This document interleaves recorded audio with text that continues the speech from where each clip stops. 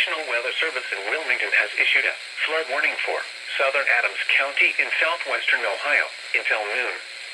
At 9:01 a.m., local law enforcement reported flooding is occurring through southern Adams County, especially in the Bentonville area. Radar indicated that the heavy rainfall has ended across the area. However, runoff from the earlier excessive rain will cause flooding to continue to occur. Some locations that will experience flooding include West Union, Manchester, Rome, Blue Creek, Bentonville, Duncansville, Bradysville, Walmsley, and Cedar Mills. Turn around, don't drown when encountering flooded roads. Most flood deaths occur in vehicles. To report flooding, go to our website at weather.gov/ILN and submit your report via social media when you can do so safely.